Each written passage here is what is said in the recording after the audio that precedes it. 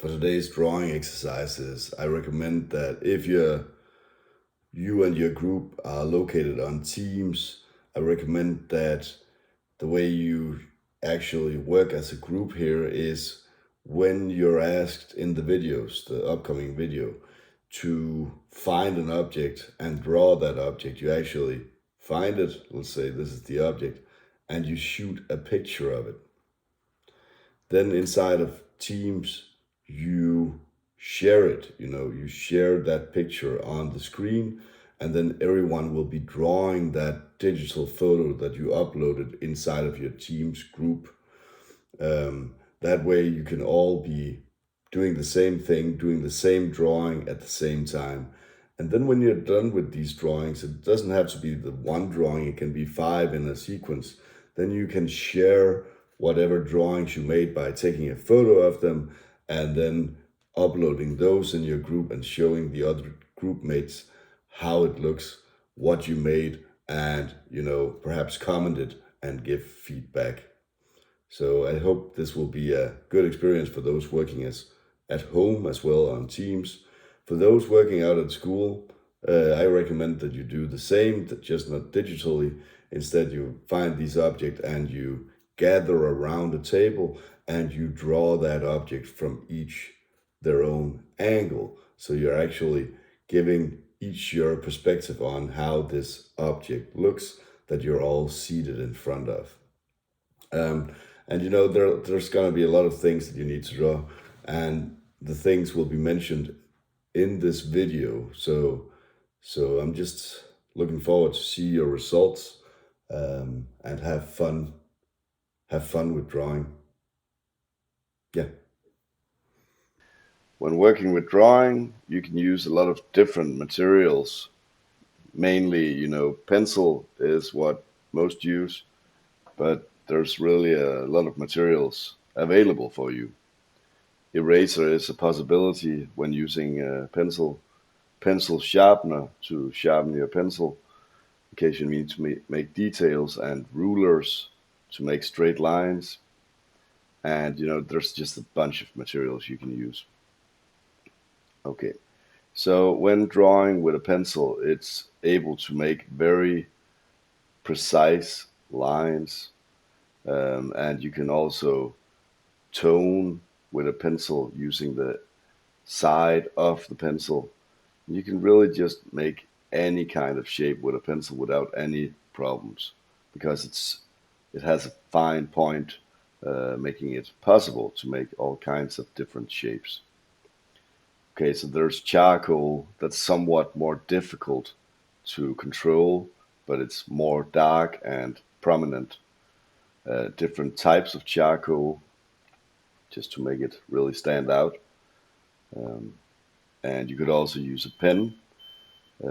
With That's gonna be more difficult to make shading, especially with a highlight marker. It will stand out, but it's very difficult to make anything that is detailed and precise. This is a precision marker. It's very with a small tip. It's very hard to draw a big area. Will take long time, but it's going to be able to be very detailed. This was an water-based pencil, where you can thin it up with water, and you can also be precise with that because you can sharpen it, and in the end it was a marker. Okay, so there's different boldness and hardness to pencils. If it's very soft, if it's very bold, if it has a high B value, then it becomes very dark and is able to make the very black drawings. Very hard means it's going to be very precise, but it's almost going to cut through the paper. You can read the values at the edge of the pencil. Sometimes, not always. Here you can see the different shadings from different types of pencils. Okay, so when you're drawing something, imagine that the object is one of the arms of a clock, an old-fashioned clock, and that the arm that you stretch out is the arm which is pointing towards 12. So imagine that the lighter is actually pointing toward a clock. Let's say perhaps this looks like it's around 2 o'clock. So imagine that the object is always an arm on a watch, on a clock. That makes it easier to draw the angle. So you'll be sitting with your arm stretched outwards like that, and you'll be seeing what is the clock. So here it's 3 o'clock approximately, and if we rotate it, now it's 4 o'clock. So see it as the world around you as a clock. Okay, so first off, we'll start out with sketching, which we'll be doing simple shapes, drawing it as geometric shapes first. So we'll be drawing this cow, and we'll just try to make it as simple as possible, drawing it as rectangles, squares, cylinders, circles, and so on, just to make it very basic. You can see here I'm trying to make it very, very basic. Okay, so you could also do this inside of an application if you're using an application instead of drawing on paper. Here I'm doing it in Procreate, which is a program that an application that I'm happy to use and use all the time on my iPad.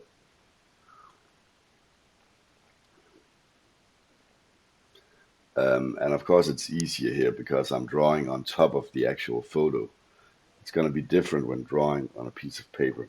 Okay, so draw this cow using simple shapes, um, and later you'll try to make it more advanced. Okay, so the next lesson is that you find some kind of object. In this case, I'm using a skull, but this whatever object you find, try to make it basic shapes, geometrical shapes, like the cow that we just drew. Okay, so find an object, and you use 3 to 4 minutes on the exercise, and that means put the put it on break. Put this video on break. Okay, so now go back to your basic drawing of the cow, um, and start making it more detailed. Start adding details, because often the way to get the proportions right when drawing an object is actually to draw it simple first, and then draw the entire object simple first, and then afterwards add the details. Okay, so draw your simple object into a very complex, or at least somewhat complex object. You have 5 minutes to do so. And just continue doing this for a few minutes, just drawing new objects and just getting a habit of drawing them simple first and then complex afterwards. Okay, so this is contour drawing, and this basically means we're drawing the edges of the object, both inside edges and outside edges, and also the most characteristic elements from the object. So there's no shading or shadows in a contour drawing. You're simply just drawing the edges, the framework of the object. So this should be straightforward to understand what's going on in this exercise, and use the clock. Consider which direction is the object pointing in when looking at it. What is the clock, if it was an imaginary arm of an old-fashioned clock?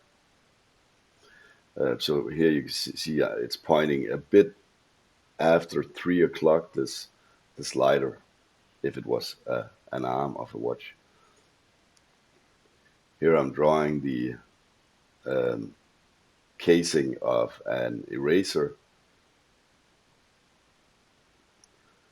and okay, this exercise is make contour drawings of 3 objects and use 3 to 4 minutes per sketch. So put it on pause, The next exercise is to draw a more complex object, still using contour drawing. So we're still just drawing the edges and some of the inside details, characteristics. And I recommend using a bold pencil, um, so you can just put extra pressure to it, to the lines which are correct, because perhaps you will draw some lines that are not correct, and instead of having to use your eraser, you can just add pressure so you know which lines are relevant. Okay, try finding a complex object. Use 10 minutes to draw it. Brrr. Okay. Uh, okay, put this on break, on pause the video before taking this exercise. This is blind contour, which means you actually hide your view so you can't see what you're drawing. So either you do this by not looking at the paper, or you put a paper on top of your hand so you can't see what you're drawing. So find an object and try to draw that without actually looking at the paper. You're allowed to uh, look at the paper when you place your pencil, and you're allowed to reposition your pencil now and then by looking down, but you're not allowed to actually draw while looking at the paper. Okay, next one is that this exercise is that you're supposed to actually draw this object using the opposite hand of what you're used to. So take any object and simply just um, draw it using your opposite hand. And this might be a bit difficult. And here I'm trying to draw my hand using my opposite hand to draw it. And at the start, it was very difficult, but at some point, your body starts to feel better about it. Um, and it will feel like you're a different person sometimes when drawing with the opposite hand, because it's actually um, using some parts of the brain which you're not used to use, some parts of perhaps the opposite side of the brain. Okay, so here I'm trying to draw an eraser using the opposite hand, and it's not the easiest job in the world, but it does become different. Okay, so draw 2 to 3 sketches with the opposite hand just to get parts of your brain working that you don't normally use. Use 10 minutes on all three, all in all, so 10 minutes all in all. And you can just keep making contour drawings, or keep making some more um, drawings with your opposite hand before the next exercise.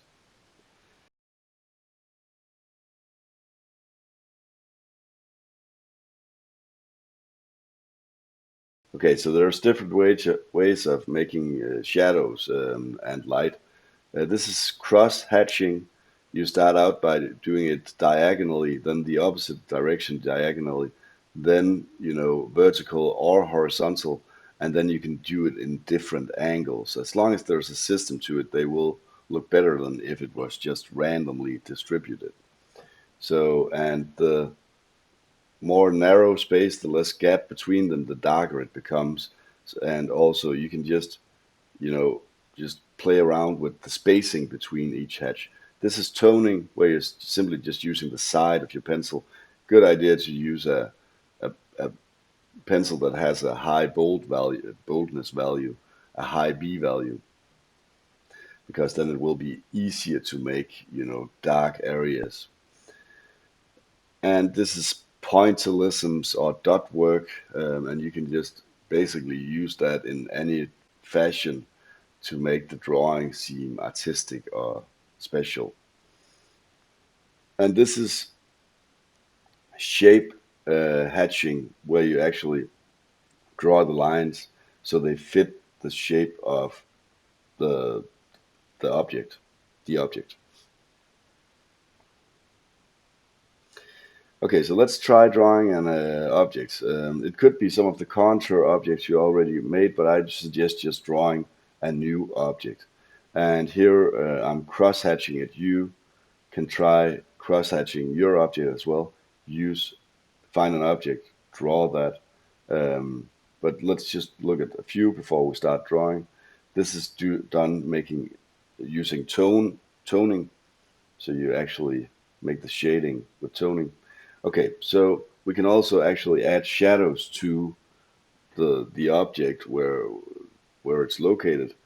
So this is a drop shadow, um, whereas when you draw the shadow inside of the object, it's called objects. It's the object's own shadow, and the shadow it casts because of the light in the room or the light in the surroundings is called a drop shadow. And it's relevant to figure out, do you want to draw both of them or do you want to just draw one of them? Draw at least two objects using either own shadow or drop shadow. Make sure to take a break before this one. Okay, so here we're gonna make a portrait, and this can be done either digitally or by being seated in front of each other. If you're seated in front of each other, and this is done live, you should be, have one student sit as a model and the other one draw. And then when you're done, switch. Okay, so figure out who will be model and figure out who will be drawing. And draw a portrait. And you have 10 minutes to draw this portrait. Then afterwards, switch and have the other one draw and use it model. Okay, this is the final exercise, and this is one that requires group works. So the topic of this exercise is, what is a FNIPS? Okay, so figure out by just debating in the group, what is a FNIPS? Linear perspective. This is how we look at the world around us when we have one eye closed. This is also how a camera normally views the world. It was invented by Brunelleschi and Alberti as a technique to draw the world surrounding you. Some credit Leonardo da Vinci, but he didn't invent it. He made something called aerial perspective. They invented it because people drew in perspective very wrong in the Byzantiums and the old ages.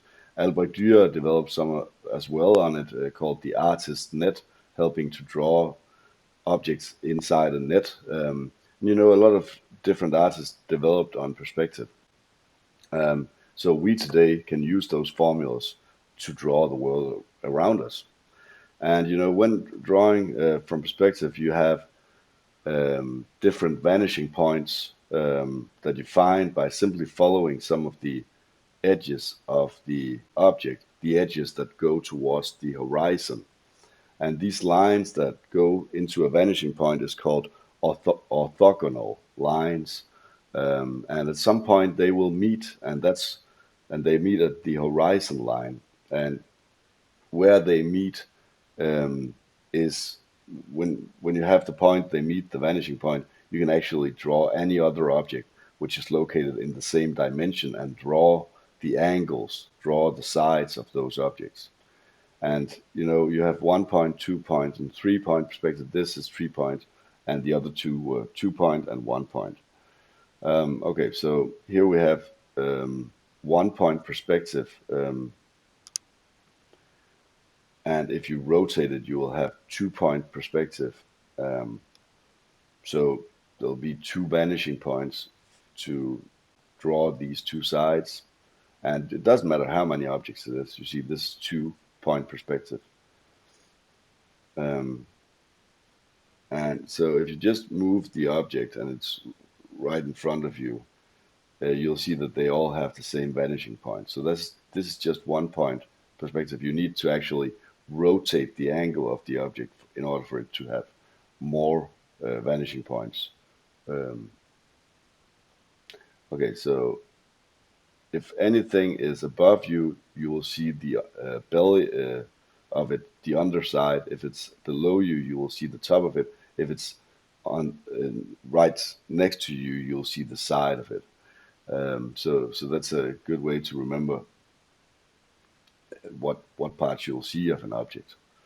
Um, and you can actually always see where a photographer was located by looking at the picture.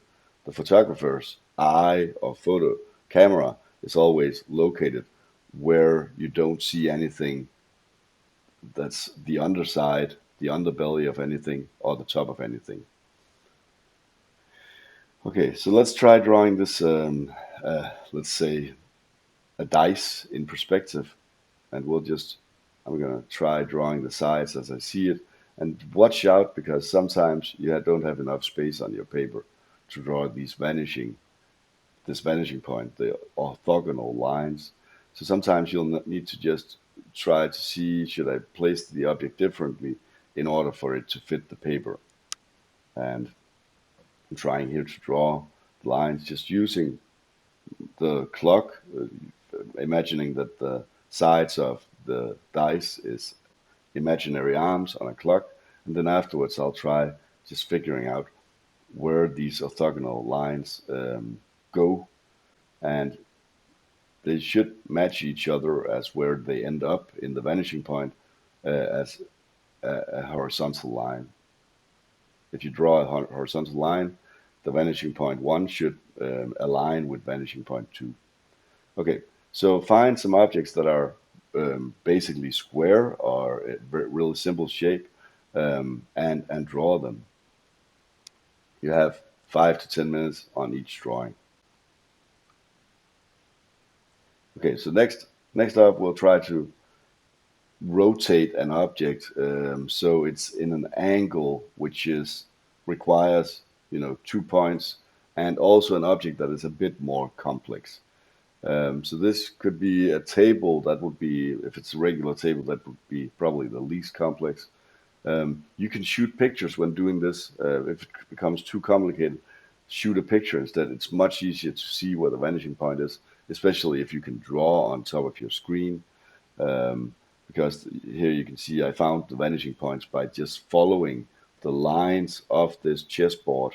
So it's you can not just follow the lines in your eye, so it's easier if you have a photo. Try finding a more complex object and draw it in 2 point perspective. Use 10 minutes on one, perhaps, or two drawings. Okay, next exercise is you actually go to some place and try to find 1 point perspective. You can do this at UCN actually. If you go to Main Street, you can actually just be looking directly down Main Street. Try to be, facing Main Street in a straightforward manner, so it's directly in front of you. Then you should actually be able to find a spot where it's only 1 point perspective for basically 90% of whatever you're drawing, because they're all located in front of each other in the same angle. So try using 20 to 30 minutes to draw a 1 point perspective of a building outside or inside. It could be 2 point perspective, but it's gonna be tough.